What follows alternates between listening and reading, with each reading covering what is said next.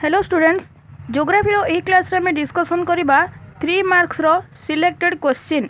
तो बहुत गुरुत्वपूर्ण प्रश्न तुम जो यूनिट 3, यूनिट 4, यूनिट 7, यूनिट 8 आउ यूनिट 9 रो जो क्वेश्चन आसीबो। तो तुम जानिछ टोटल 21 मार्क रो 3 मार्किया क्वेश्चन रहिबो। तो 12टी क्वेश्चन रु तुमको 7टी रो उत्तर करिया पई पड़िबो। तेबे चलो क्लास टी स्टार्ट करिबा। तो हमर फर्स्ट क्वेश्चन अछि मानवीय वृत्ति। मानवीय वृत्ति तो मानवीय वृत्ति माने होची प्राथमिक वृत्ति, माध्यमिक वृत्ति, तृतीय स्तरीय वृत्ति, यही सब मानवीय वृत्ति विषय तुमको लिखिबा पई पड़िबो। तो प्राथमिक वृत्ति प्रकृति सह जड़ित, जेमिति कि चाष कार्य, पशु शिकार, प्राकृतिक जलाशय मत्स्य संग्रह, जंगलजात फलमूल, जाळेनी संग्रह, पशुपालन, कृषि, यही सब होची मानवर प्राथमिक वृत्ति जहाँकि परिवेश सहित जड़ित। आ माध्यमिक वृत्ति होची प्राथमिक वृत्तिर पदार्थ को कंचामाल रूपे व्यवहार करी जो वृत्ति संपूर्ण वस्तु बा व्यवहार्य वस्तु रे परिणत करिथाय, जेपरिक कपारू पोशाक निर्माण, आखुरु चीनी आउ लुहा पत्थररू लौह। एगुड़िक होची माध्यमिक वृत्तिर उदाहरण जहाँकि प्राथमिक वृत्तिर पदार्थ को कंचामाल रूपे व्यवहार करा जाए। तो कपा होची प्राथमिक, कपा चाष होची प्राथमिक वृत्ति। तो से कपा को कंचामाल रूपे व्यवहार करा जाए संपूर्ण वस्तु जहाँकि पोशाक निर्माण करा जाए, तो माध्यमिक वृत्ति। तापर तृतीय स्तरीय वृत्ति होची मनीषर समस्त सेवा वृत्ति जहाँकि तृतीय स्तरीय वृत्तिर अंतर्भुक्त, जेपरिक शिक्षा, स्वास्थ्य, गमनागमन, जोगाजोग, बैंक, जोगाण, वितरण, ये सब होची तृतीय स्तरीय वृत्ति। तापर देखो भूमध्य सागरीय कृषि। भूमध्य सागरीय कृषि तो लेखिबो भूमध्य सागरीय कृषि होची मुख्यतः एक व्यावसायिक भित्तिक कृषि। यूरोपर भूमध्य सागर दुई पाखरे थिबा देशगुड़िक एवं उत्तर आफ्रिकार ट्यूनिसियारू आटलांटिक उपकूल, दक्षिण कैलिफोर्निया, केंद्रीय चिली, दक्षिण आफ्रिकार दक्षिण पश्चिमांश आउ ऑस्ट्रेलियार पश्चिमांश रे मुख्यतः यह भूमध्य सागरीय कृषि करा जाय थाए। ए जो भूमध्य सागरीय अंचलर एक मुख्य चाष होउची अंगूर चाष।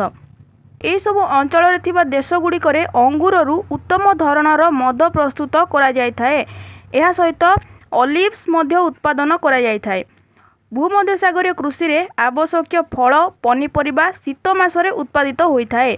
ठीक यही समय उत्तर अमेरिका आउ यूरोप रे ये फल आ पनीपरिबार विशेष चाहिदा रही थाए। तो ये गला भूमध्य सागरीय कृषि। तापरे अछि विनिर्माण उद्योग। विनिर्माण उद्योग तो विनिर्माण उद्योग होची प्रक्रियाकरण माध्यम कंचामाल व्यवहार द्वारा बहुल परिमाण रे विभिन्न प्रकार वस्तुर उत्पादन प्रक्रिया को विनिर्माण कहा जाए। प्रक्रियाकरण माध्यम कंचामाल व्यवहार द्वारा बहुत परिमाण रे विभिन्न प्रकार वस्तुर उत्पादन होची विनिर्माण। प्राथमिक संबल को सीधा सड़क व्यवहृत हेउ नथिबारु प्रक्रियाकरण माध्यम विभिन्न प्रकार द्रव्य रे परिणत हेले ताहा मनुष्यर व्यवहार उपयोगी होई पारे। तो प्राकृतिक संबल को सीधा सड़क भाव में व्यवहार करा जाई पारे नाही, ताकू प्रोसेसिंग करा जाय ही व्यवहार करा जाई पारे। तो जंत्र आउ हाथ हथियार व्यवहार करा जाय प्राथमिक संबल को प्रक्रियाकरण करा जाय थाए। तो यह होची विनिर्माण। ये जो विनिर्माण कार्यटी शिल्प द्वारा ही संभव हो पारि थाए, तेणु यहाकू विनिर्माण उद्योग बोली कहा जाए। तापरे रासायनिक भित्तिक शिल्प। रासायनिक भित्तिक शिल्प प्राकृतिक रासायनिक खनिज कंचामाल को व्यवहृत करुवा शिल्प को रासायनिक भित्तिक शिल्प कहा जाए। जेपरिक खनिज तैल पेट्रोकेमिकल शिल्प रे व्यवहृत होता है। खनिज तैल पेट्रोकेमिकल शिल्प रे व्यवहृत होता है। लुण, सल्फर और पोटास शिल्प गुड़िक मध्य प्राकृतिक रासायनिक खनिज को व्यवहार करिथांती। एथि सहित काठ और कोयला को मध्य रासायनिक भित्तिक शिल्प कंचामाल भाव में व्यवहृत करा जाई थाए। या छड़ा खनिज भित्तिक शिल्प आउ कृषि भित्तिक शिल्प मध्य बहुत गुरुत्वपूर्ण अटे। कृषि भित्तिक शिल्प होउची जेउ शिल्प गुड़िक कंचामाल पाई कृषि उपरे निर्भर करती बा कृषि रु मिलुथिबा कंचामाल रु विभिन्न द्रव्य प्रस्तुत करिथांती, सेही शिल्प को कृषि भित्तिक शिल्प कहा जाए। जेपरिक चा, चीनी, कार्पास, वनस्पति तेल, रबर, झोट शिल्प इत्यादि हेउची कृषि भित्तिक शिल्पर उदाहरण। आ खनिज भित्तिक शिल्प हेउची शिल्प गुड़िक खनिज को आधार करी स्थापित होइथाए बा कंचामाल पाई खनिज पदार्थ उपरे जो शिल्प निर्भर करिथाए ताहाकू खनिज भित्तिक शिल्प कहा जाए। जेपरिक लौह इस्पात शिल्प, सीमेंट शिल्प, एल्युमिनियम शिल्प, ये सब हेउची खनिज भित्तिक शिल्पर उदाहरण। तापर देख बृहत शिल्प आउ क्षुद्र शिल्प। बृहत शिल्प और क्षुद्र शिल्प तो 3 मार्किया प्रश्न संक्षिप्त टिप्पणी आसी थाए तुमको 60 रु 80 वार्ड भितर आंसर लिखापी पड़ो। तो 5 नंबर अच्छी बृहत शिल्प आउ क्षुद्र शिल्प। 6 नंबर अच्छी कुटीर शिल्प। कुटीर शिल्प तो कुटीर शिल्प होउची सबुठारु क्षुद्र शिल्प यूनिट। एही शिल्प रे हाथ काम कारीगर तार परिवार सदस्यों सहायतार निज घरे स्थानीय कंचामाल आउ साधारण उपकरण रे विभिन्न वस्तु प्रस्तुत करिथाए। साधारण भावे मेसीन रो व्यवहार करा जाई न थाए। वस्तु निर्माण कौशल गोटे पीढ़ी रु अन्य पीढ़ी को जाई थाए। उत्पादन वस्तु निजे कारीगर और तार परिवार सदस्य विनियोग करुवा बेले बड़का पदार्थ को स्थानीय बजार रे बिक्री करिथांती। हस्ततंत्र खदी शिल्प सुना रूपा तारकसी काम पितल कंसा बासन शिल्प हेउची कुटीर शिल्पर उदाहरण। 7 नंबर देख कृषि भित्तिक आउ खनिज भित्तिक शिल्प। तो आम डिस्कसन कले रासायनिक भित्तिक शिल्प समय कृषि भित्तिक शिल्प आउ खनिज भित्तिक शिल्प। तापर देख ट्रांस साइबेरियन रेलपथ। तो रिपीटेड क्वेश्चन ट्रांस साइबेरियन रेलपथ।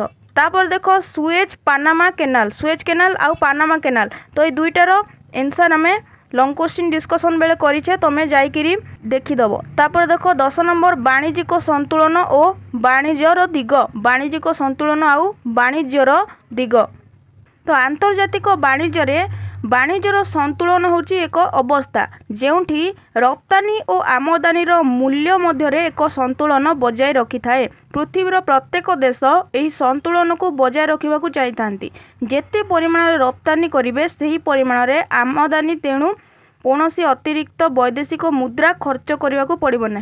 जो परिमाण रे रप्तानी हम से परिमाण ही आमदानी हम। आमदानी और रप्तानी मध्य संतुलन रखा आवश्यक जहाँफल अतिरिक्त वैदेशिक मुद्रा खर्च हेब नहीं। जेतेबेले आमदानी तुलन में रप्तानीर परिमाण बढ़ी जाए ताकू सकारात्मक संतुलन वाणिज्य कहुए। आमदानी तुलन में जदि रप्तानी परिमाण बढ़ी जाए ताहाकू सकारात्मक संतुलन वाणिज्य कहुए। आउ जेतेबेले रप्तानी तुलन में आमदानीर परिमाण बढ़ी जाए ताहाकू नकारात्मक संतुलन वाणिज्य कहुए। तापर देख पश्चिम एशिया पाइपलाइन। पश्चिम एशियार पाइपलाइन पश्चिम एशिया रे अवस्थित देशगुड़िक मुख्यतः खनिज तैल उत्पादनकारी देश होइथांती। तेणु उत्पादित हेउथिबा अशोधित तैल अंचल व्यवहृत हेउथिबा अंचल को जोगाइबा पई पाइपलाइन मुख्य माध्यम होइथाए। इराक ईरान और साउदी अरब अशोधित तैल को विदेश को रप्तानी करने पाइपलाइन माध्यम भूमध्य सागर उपकूल को अणा जाए। टेप टाइम हेउछि एही अंचलर सर्वबृहत पाइपलाइन जहाँ पर्सियन गल्फ निकटरे थिबा अमेरिकार तैल कंपानीर तैलकूप सह सीधान तैल विशोधनागार सह संयोग करे। तो यह होछि पश्चिम एशियार पाइपलाइन। तापर देख अछि आंतर्जातिक वाणिज्य। आंतर्जातिक वाणिज्य तापर अछि भारतर ग्रामांचल जनबसति।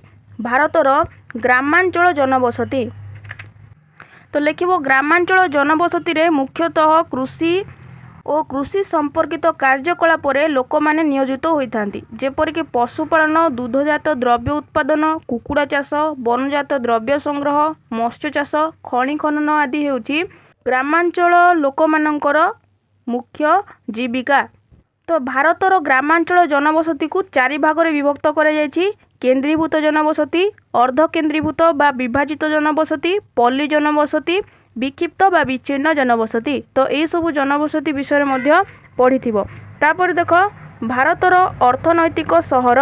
भारतर अर्थनैतिक सहर कौनसी अर्थनैतिक कार्य को भित्ति करी जो सहर गुड़िक गढ़ी उठी थाए ताकू अर्थनैतिक आधारित सहर बा अर्थनैतिक सहर बोली कुआ जाय थाए। कौनसी अर्थनैतिक कार्य को भित्ति करी जो सहर गढ़ी उठी थाए। तो एथिरे आसीबो खनि सहर। खनिज भरपूर थिबा अंचल रे विकसित सहर मुख्यतः रानीगंज झरिया दिग्बोई संगरुली तालचेर आउ धानबाद हे सब होची खनि सहर। तो शिल्प केंद्र सहर अर्थनैतिक सहर मध्य आसे शिल्प केंद्र सहर शिल्प कार्य जोगु विकसित सहर जेपरिक मुंबई सालेम जामशेदपुर भिलाई हुगुली दुर्गापुर राउरकेला ये सब होची शिल्प केंद्र सहर। तापर वाणिज्य केंद्र सहर ବାଣିଜ୍ୟ ଓ ବ୍ୟାପାର କାର୍ଯ୍ୟରେ ପ୍ରସିଦ୍ଧି ଲାଭ କରିଥିବା ସହର ଯେପରିକି କୋଲକାତା, ସାହାରାନପୁର, ଆଗ୍ରା, କଟକ ଏସବୁ ହେଉଛି ବାଣିଜ୍ୟ କେନ୍ଦ୍ର ସହର। ଆଉ ପରିବହନ କେନ୍ଦ୍ର ସହର, ତାପରେ ଆସିବ ପରିବହନ କେନ୍ଦ୍ର ସହର ଯାହାକି ଅର୍ଥନୈତିକ ଆଧାରିତ ସହର ମଧ୍ୟରେ ଆସେ। ସାଧାରଣତଃ ରପ୍ତାନି ଓ ଆମଦାନୀ ବାଣିଜ୍ୟ କାରବାରର ମୁଖ୍ୟ ବନ୍ଦର ସହରରେ ହୋଇଥାଏ। କାଣ୍ଡାଳ, କୋଚି, ବିଶାଖାପାଟନା, କୋଲକାତା ବନ୍ଦର, ମୋଗଲସରାଇ ରେଳ ଜଙ୍କସନ ଏସବୁ ପରିବହନ କେନ୍ଦ୍ର ସହରରେ ଆସେ। ତାପରେ ପର୍ଯ୍ୟଟନ ସହର, ତା ମଧ୍ୟ ଅର୍ଥନୈତିକ ସହର ମଧ୍ୟରେ ଆସିବ। ପର୍ଯ୍ୟଟନ ସହର ନୈନିତାଲ, ମସୁରୀ, ସିମଲା, ପଞ୍ଚମାରୀ, ଜୈସଲମର, ଉଟି, ମାଉଣ୍ଟ ଆବୁ, କୋଣାର୍କ ଏସବୁ ହେଉଛି ପର୍ଯ୍ୟଟନ ସହର। ଏହାଛଡ଼ା ତୁମେ ପ୍ରଶାସନିକ ସହର ଓ ନଗର, ତା ସହିତ ପ୍ରତିରକ୍ଷା ସହର, ଧାର୍ମିକ ଆଉ ସାଂସ୍କୃତିକ ସହର ଏ ସମ୍ବନ୍ଧରେ ମଧ୍ୟ ଟିକେ ପଢ଼ିଥିବ। ତାପରେ 15 ନମ୍ବର ଦେଖ ସ୍ୱର୍ଣ୍ଣ ଚତୁର୍ଭୁଜ।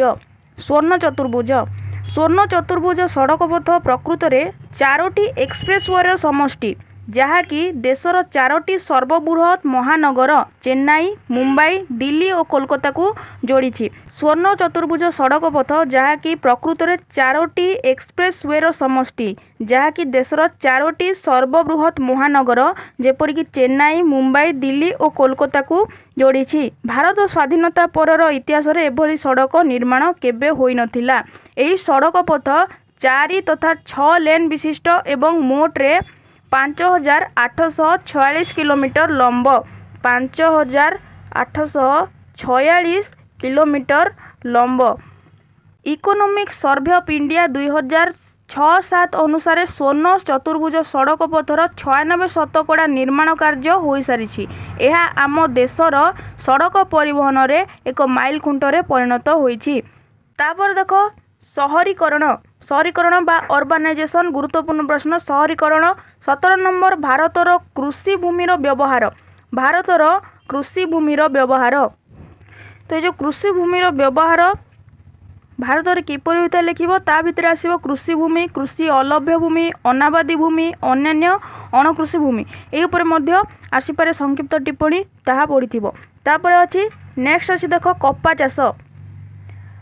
କପା ଚାଷ ତ ବସ୍ତ୍ର ଶିଳ୍ପର ମୂଳ ଉପାଦାନ ହେଉଛି ତୁଳା। ତୁଳା ଯାହାକି କପା ତାହା ହେଉଛି ବସ୍ତ୍ର ଶିଳ୍ପର ମୂଳ ଉପାଦାନ।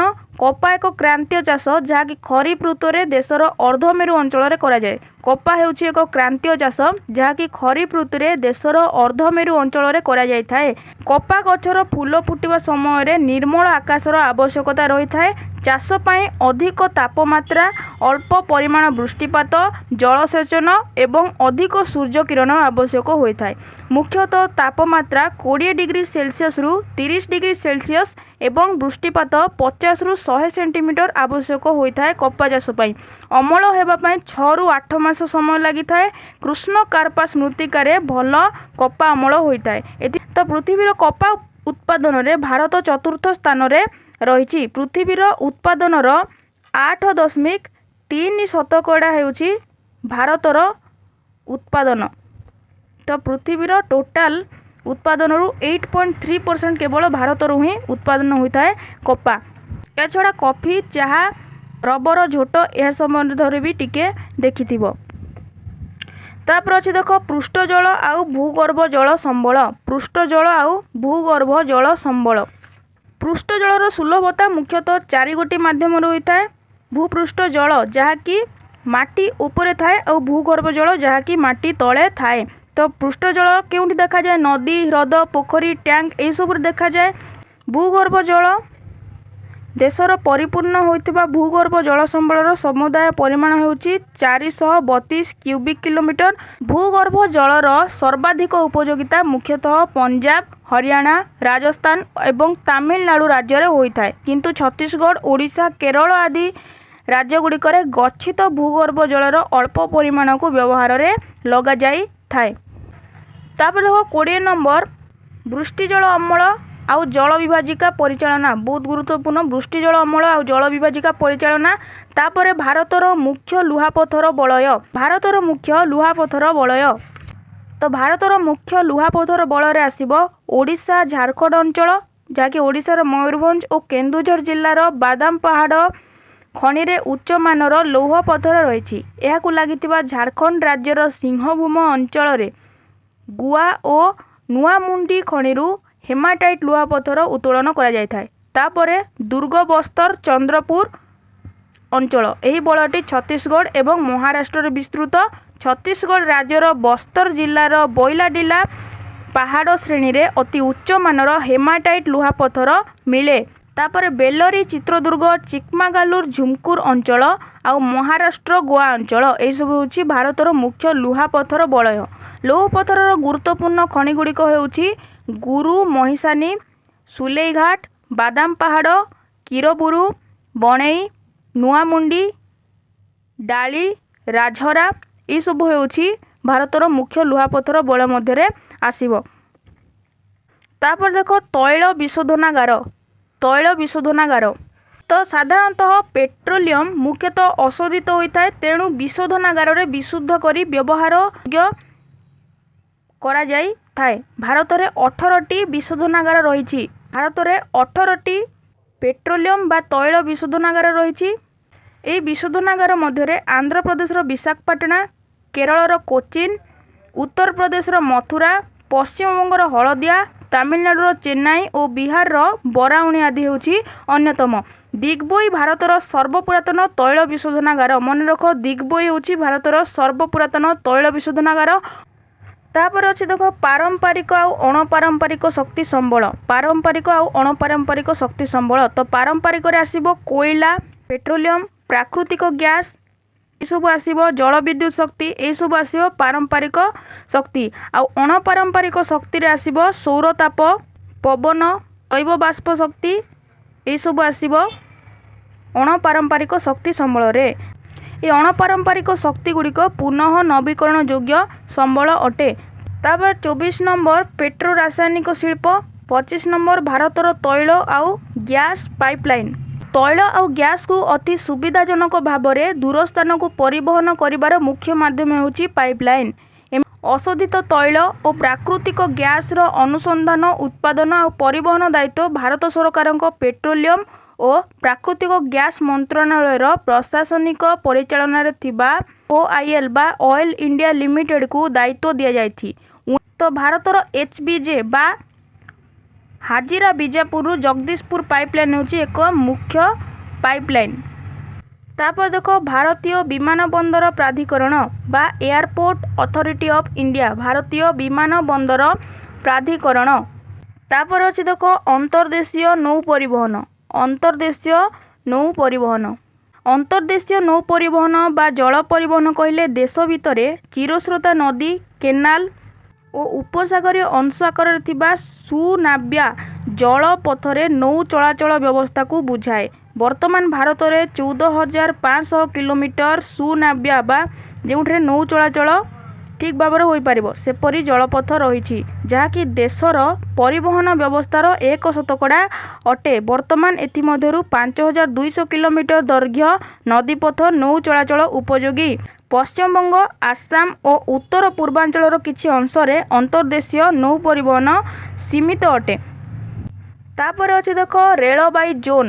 ତ ଭାରତର ରେଳବାଇ ଜୋନ୍ ତ ପ୍ରଶାସନିକ ତଥା ପରିଚାଳନାଗତ ସୁବିଧା ଦୃଷ୍ଟିରୁ ଭାରତୀୟ ରେଳ ବ୍ୟବସ୍ଥାକୁ ବିଭିନ୍ନ ଜୋନ୍ରେ ବିଭକ୍ତ କରାଯାଇଛି। ପ୍ରଶାସନିକ ଆଉ ପରିଚାଳନାଗତ ଦୃଷ୍ଟିରୁ ଭାରତୀୟ ରେଳ ବ୍ୟବସ୍ଥାକୁ ବିଭିନ୍ନ ଜୋନ୍ରେ ବିଭକ୍ତ କରାଯାଇଛି। ରେଳବାଇର ପରିଚାଳନା ଭାର ରେଳବାଇ ବୋର୍ଡ ଉପରେ ନ୍ୟସ୍ତ କରାଯାଇଛି। ବର୍ତ୍ତମାନ ଭାରତୀୟ ରେଳ ବ୍ୟବସ୍ଥାକୁ 16ଟି ଜୋନ୍ରେ ବିଭକ୍ତ କରାଯାଇଛି। ତ ଏହିସବୁ ଜୋନ୍ର ମୁଖ୍ୟ କାର୍ଯ୍ୟାଳୟ ଭିନ୍ନ ଭିନ୍ନ ସ୍ଥାନରେ ରହିଛି, ଯେପରିକି ଉତ୍ତର ରେଳପଥର ମୁଖ୍ୟ କାର୍ଯ୍ୟାଳୟ ନୂଆଦିଲ୍ଲୀଠାରେ, ଦକ୍ଷିଣ ରେଳପଥର ମୁଖ୍ୟ କାର୍ଯ୍ୟାଳୟ ଚେନ୍ନାଇଠାରେ, ପୂର୍ବ ରେଳପଥର କୋଲକାତାଠାରେ, ପଶ୍ଚିମ ରେଳପଥର ମୁମ୍ବାଇଠାରେ, ପୂର୍ବ ତଟ ରେଳପଥର ମୁଖ୍ୟ କାର୍ଯ୍ୟାଳୟ ଓଡ଼ିଶାର ଭୁବନେଶ୍ୱରଠାରେ ରହିଛି। ତାପରେ ଦେଖ ଜାତୀୟ ରାଜପଥ। ଜାତୀୟ ରାଜପଥ ହେଉଛି ଦେଶର ସଡ଼କ ପରିବହନ ବ୍ୟବସ୍ଥାର ମୁଖ୍ୟ ଆଧାର। ଯେଉଁ ରାଜପଥର ନିର୍ମାଣ ତଥା ପରିଚାଳନା ଭାର ଭାରତ ସରକାରଙ୍କ CPWD ବା ସେଣ୍ଟ୍ରାଲ ପବ୍ଲିକ ୱାର୍କ ଡିପାର୍ଟମେଣ୍ଟ କରିଥାଏ। ଏହି ରାଜପଥକୁ ଜାତୀୟ ରାଜପଥ କୁହାଯାଏ। ଜାତୀୟ ରାଜପଥରେ ସର୍ବାଧିକ ପରିବହନ କାର୍ଯ୍ୟ ହୋଇଥାଏ। ଏହି ରାଜପଥ ବିଭିନ୍ନ ରାଜ୍ୟର ରାଜଧାନୀ, ମୁଖ୍ୟ ସହର ଓ ବନ୍ଦର ସହିତ ସଂଯୋଗ ହୋଇଥାଏ। 2012 ମସିହା ଅନୁସାରେ ଜାତୀୟ ରାଜପଥର ଲମ୍ବ ହେଉଛି 70,900 34 किलोमीटर। तापरे लास्ट सिलेक्शन देख 3 मार्किया प्रश्न एक्सप्रेसवे तो जातीय राजपथ छड़ा तुम राज्य राजपथ, जिला सड़क पथ, ग्राम सड़क पथ और सीमांत सड़क पथ, मुख्यतः सीमांत सड़क पथ को टिके भलसे देखिथिबो। एक्सप्रेसवे यह हेउची एक स्वतंत्र प्रकार 2 बा 4 लेन विशिष्ट राजपथ जहाँकि केतेक निर्दिष्ट गुरुत्वपूर्ण रास्तार क्षिप्र बेगरे जानवाहन चलवाई निर्माण करा जायछि। ओडिशार दैतारी ठारू पारादीप पर्यंत दीर्घ 86 किलोमीटर एक एक्सप्रेस हाईवे निर्माण होइछि। तो ये थिला तमर 3 मार्किया सिलेक्टेड क्वेश्चन जहाँकि तमर क्वेश्चन पैटर्न अनुसार यूनिट 3, यूनिट 4, 7, 8 आउ यूनिट 9 रु बछा बछा सिलेक्टेड क्वेश्चन थिला। तो वीडियो को निश्चित भाव तुम सांग मान सहित शेयर कर। आउ नेक्स्ट वीडियो रे आमे इंडिया मैप डिस्कशन करिबा।